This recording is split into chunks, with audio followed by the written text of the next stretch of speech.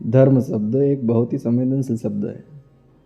धर्म का नाम लेते ही या धर्म शब्द सुनते ही लोगों के कान खड़े हो जाते हैं कि यह व्यक्ति कौन सा धर्म की बात करेगा। आज दुनिया भर में धर्म शब्द की परिभाषा ही भुला दी गई है।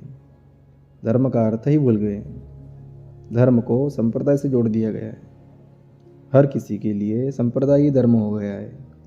हर कोई संप्रदाय को प्रमुख समझकर धर्म के लिए लड़ झगड़ रहा है और स्वयं का और इस मानव जाति का शत्रु बन बैठा है। पर इस सच्चाई को कोई नहीं जान पा रहा है कि धर्म और संप्रदाय पूरी तरह अलग अलग है।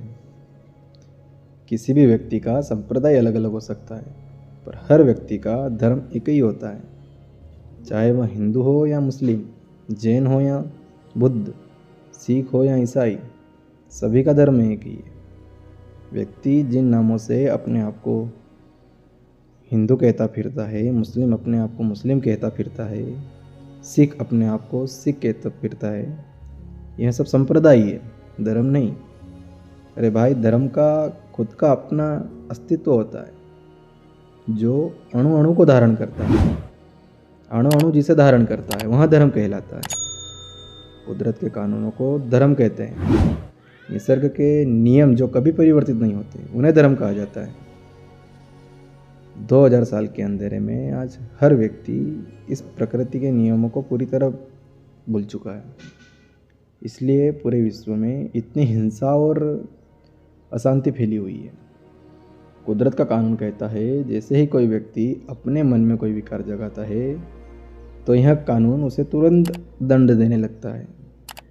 यानी कि जैसे ही कोई व्यक्ति अपने मन में कोई बुरे विचार लाकर उस विचार को बढ़ावा देकर यदि आगे जाकर कोई काम करता है तो उस काम की सज़ा तो उसे मिलेगी, पर यह कुदरत का कानून उसे मन में बुरे विचार लाते ही दंड देने लगता है।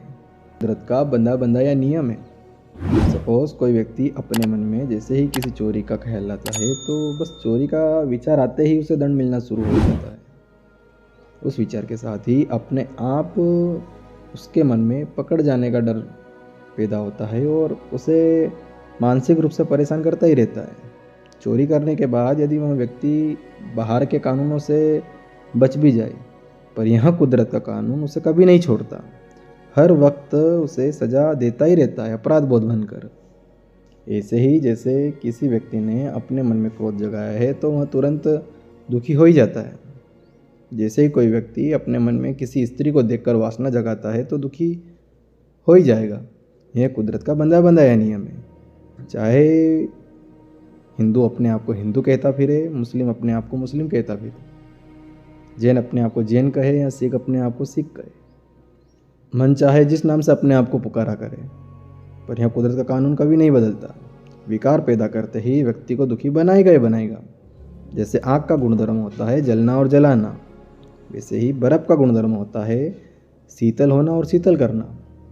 वैसे ही हर विकार का एक अपना गुणधर्म होता है दुखी होना और दुखी करना।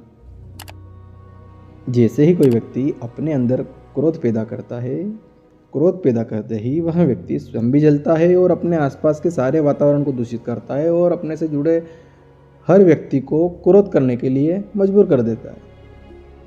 वैसे ही कोई व्यक्ति अपने मन में सद्भावना जगाता है तो खुद भी अपने भीतर शांति महसूस करता है और साथ ही दूसरों को भी सुख शांति पहुंचाता है।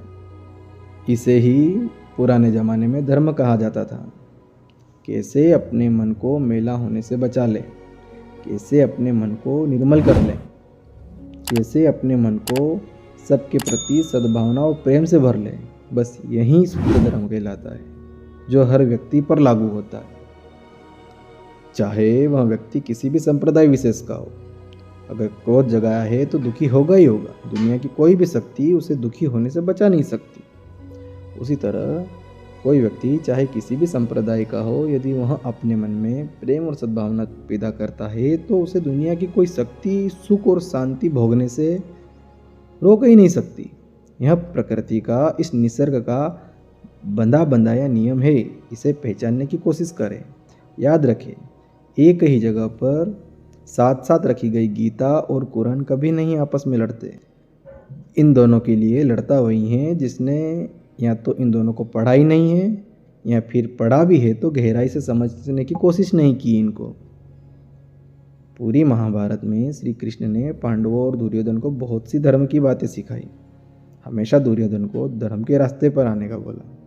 हमेशा श्री कृष्ण ने पांडवों को धर्म के रास्ते चलने के लिए कहा, पर कभी भी धर्म शब्द के आगे कोई विशेष शब्द नहीं जोड़ा।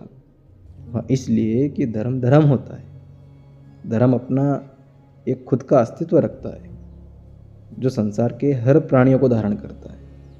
संसार का हर प्राणी जिसे धारण करता है, चाहे वो इस नियम को माने या ना माने, उसके विरुद्ध जाकर अगर कोई काम करता है तो उसे तुरंत दंड देने ही लगता है।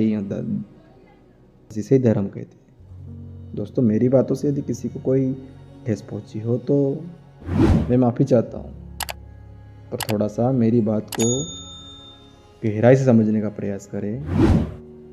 गहराई से सोच कर देखिए, आपको अपने सारे सवालों का जवाब खुद अपनी अंतरात्मा से मिले। Thank you so much.